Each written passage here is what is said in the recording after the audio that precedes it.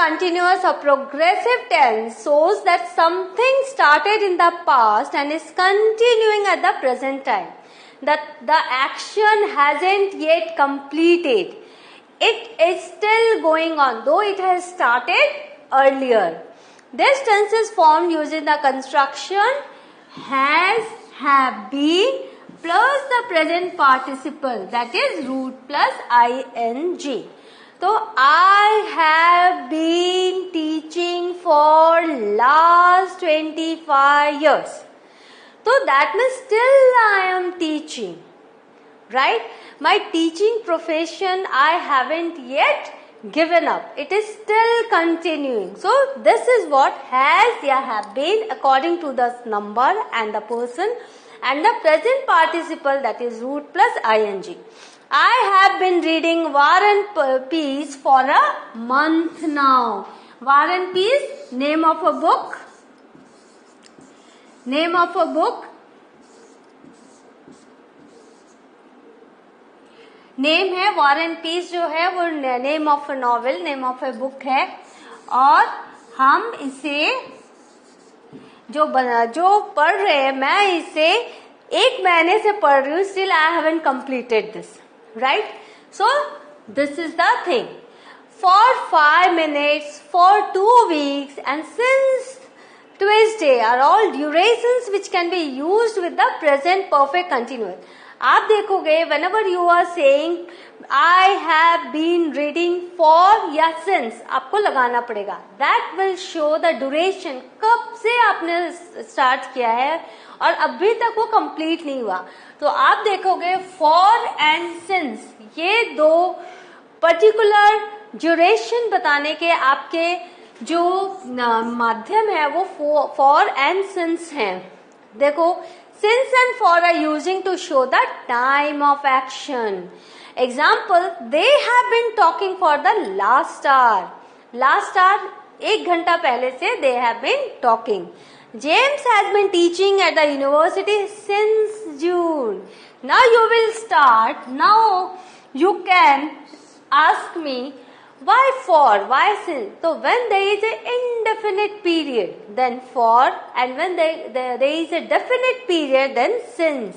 Since June, since December, since 5 AM, since Tuesday or since Thursday. जब आपको particular पता है, point of time, since is used for point of time and for is used for a period of time. Now, I hope it is very clear to you.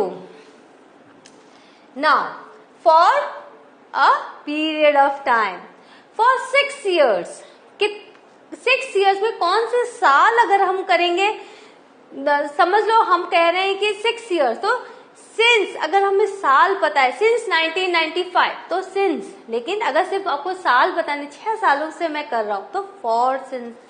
For 6 years, for a week, 1 सप्ताह से, for a month, 1 महीने से, for hours, for 2 hours. तो I have worked here for 5 hours. Now, since plus a point of time, that is starting point.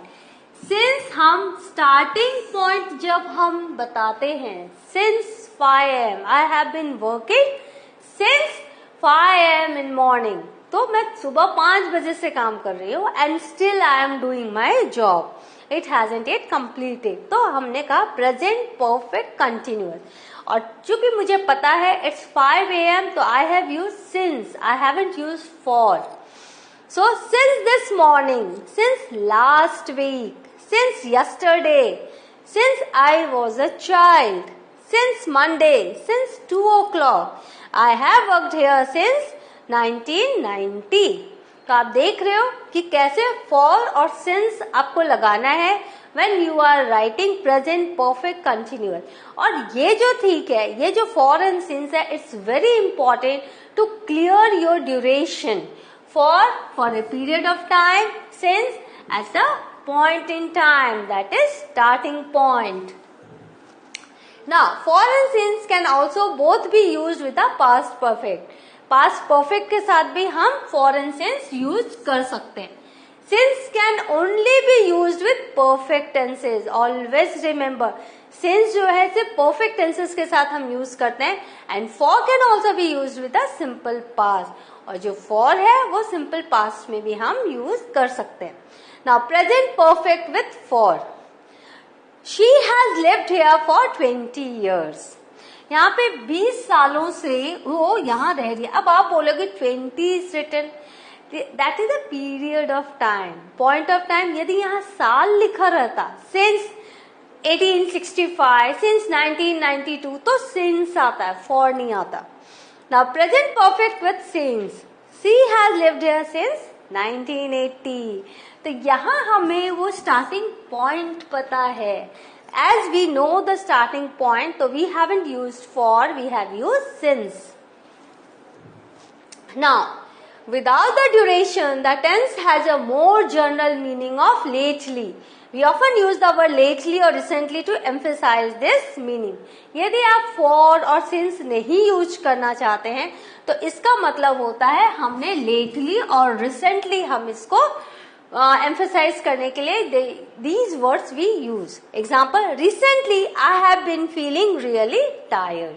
तो हमने ना for use किया, ना हमने since यूज किया, लेकिन हमने प्रेजेंट परफेक्ट कंटिन्यूअस टेंस में रिसेंटली लिख के, रिसेंटली हाल ही में, I have been feeling really tired, right. Now she has been watching too much television lately. वो काफी टेलीविजन देखती है. हैज बीन वॉचिंग लेटली, बहुत देर तक वो टेलीविजन देखती है. तो यहाँ पर with recently and lately we are writing present perfect continuous without using for and since, because we are just trying to say कि the duration of period but no for no since. तो इस तरह से भी आप present perfect continuous लिख सकते हैं. And the thing is, what is very important, you know, whenever you go through the grammar lessons and whenever you go through the chapters that are in your curriculum, in your syllabus, you will find all these examples. Language is not separated from literature. Literature is based on language. So all these rules you will find in your chapter. So when you read your chapters, please understand which grammatical rules they are following. The writer is following. तो recently के साथ बहुत सारे words, आप बहुत सारे sentences आपको मिल सकते हैं जब आप पढ़ते हो, कोई भी कहानी या कुछ भी. और lately के साथ भी आपको बहुत सारे sentences मिलेंगे. So please remember, these things are present perfect continuous. If I have been feeling like this, the format is added to that sentence. Now exception, her grammatical rules में कुछ exception रहते हैं. यहाँ के exceptions क्या है? यहाँ पर वो rule जो हमने अभी बताया वो काम नहीं करते. These are the exceptional rules. Not all verbs are compatible with continuous action. आप सारे verbs को continuous tense में नहीं डाल सकते.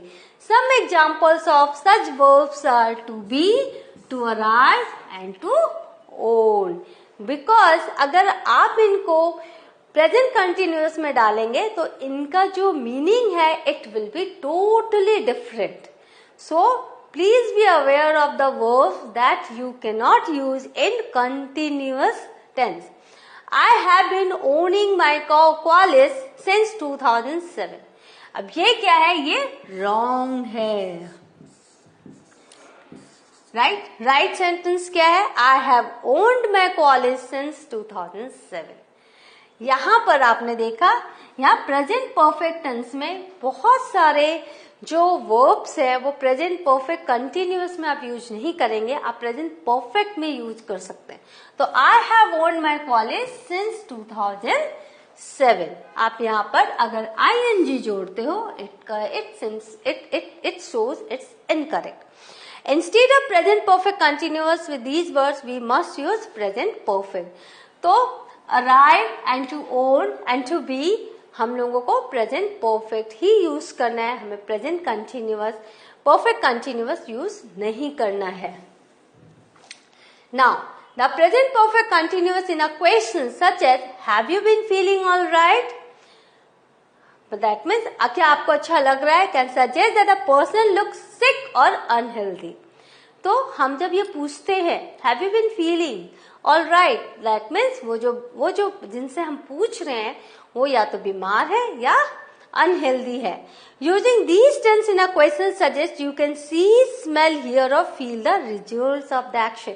यहाँ पर देखो हम क्यों ये टेंस इन अ क्वेश्चंस में अगर हम आईएनजी यूज करते हैं, अगर हम आईएनजी यूज करते हैं ऐसे वर्ब्स में जो कि हमारे परसेप्शन को दिखाता है, जो कि हमारे सेंसेस को बताता है, that means we are seeing the result of the action, हमें उस एक्शन का रिजल्ट पता है। You can see, smell, hear और feel the result of the action. तो यहाँ हमने क्या किया, हमने उसको अगर कंटिन्यूअस में हम फील को लाते हैं, मैंने क्या बोला, जितने भी सेंसेस है हमारे फील, टच, सी, हियर, इनको अगर आप कंटिन्यूअस में लाते हैं तो इसके मीनिंग चेंज हो जाते हैं।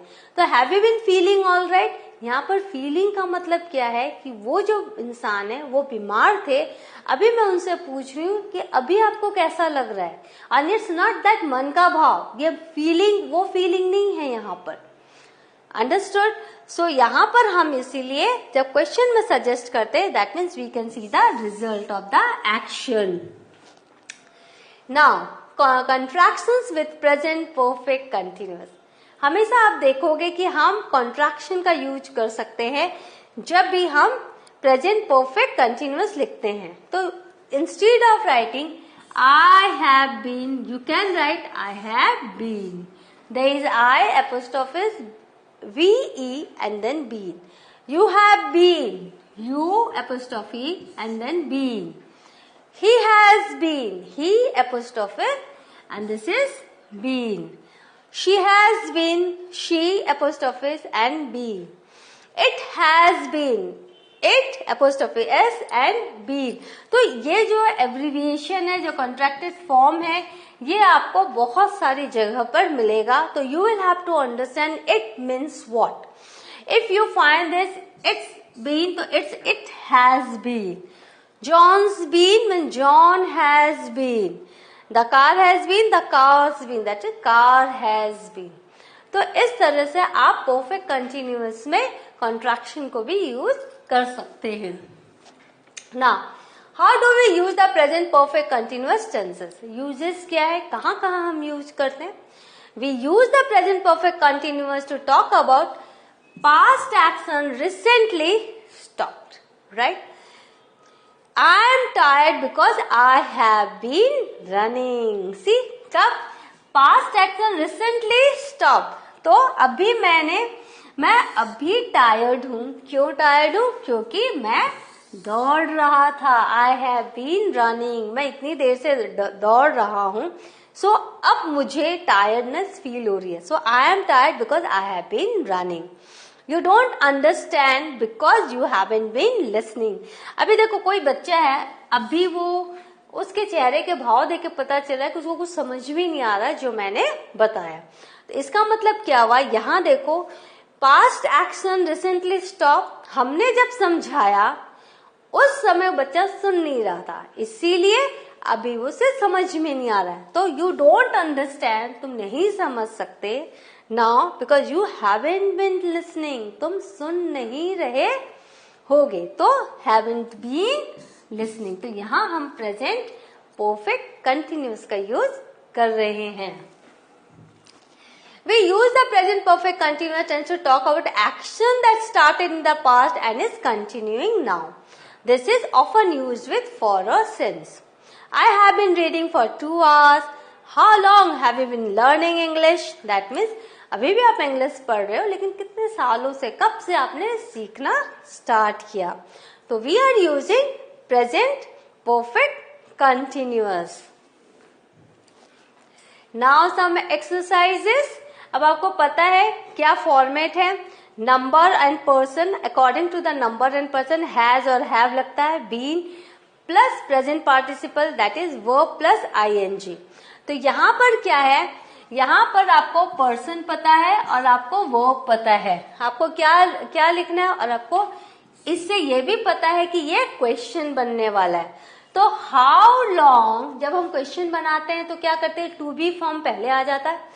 हाउ लॉन्ग हैव, अब यहां पर क्या है, you is the subject, you been, how long have you been waiting for, क्योंकि वर्ब तो आपको लिखना ही है, तो वेटिंग फॉर. तो how long have you been waiting for, आप कब से इंतजार कर रहे हो. नाउ यहां पर आप देखो, this is we the subject, और यहां पर वर्ब क्या आपका, लिव. तो आपको क्या लिखना है, हैव बीन, क्योंकि ये प्लूरल है, with plural it is always have plus been. With plural it is always have plus been, and with singular it is has plus been. With singular it is has, right? plus been तो है, तो has plus been, have plus been. तो हमें पता है we क्या है, plural है.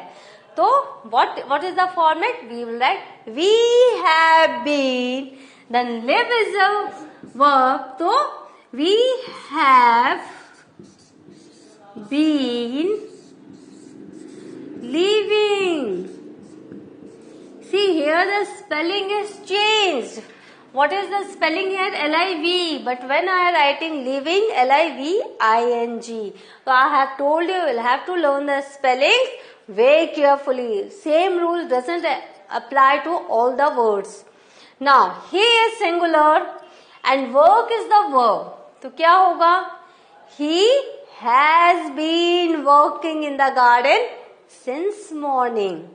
Now it singular and then Saturday, and the word is rain. So it has been raining since Saturday.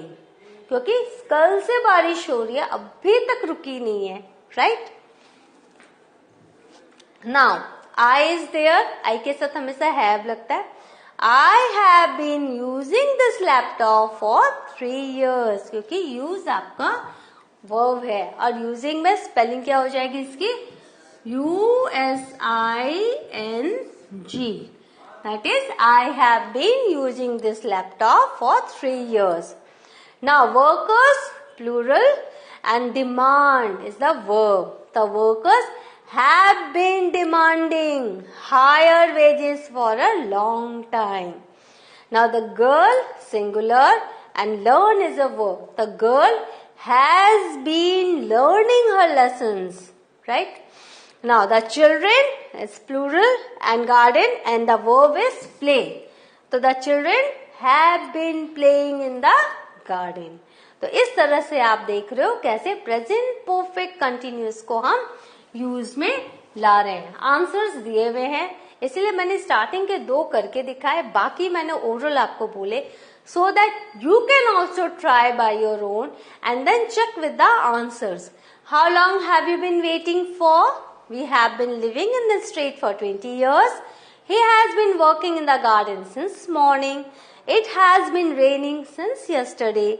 I have been using this laptop for 3 years. The workers have been demanding high wages for a long time. The girl has been learning her lessons. The children have been playing in the garden. So, what have we learned today? We have learned present perfect continuous, its uses, the contraction form, how it is used with for and since and without for and since, and with the exercise we have practiced also the sentences, we have made sentences of present perfect continuous. So go through this slide again and again, this session again and again. Understand the thing, use this in your writing, in your day-to-day conversation and in your writing. In the next class, I will be with some more new grammatical portions of your syllabus. Till then, have a good revision. Thank you.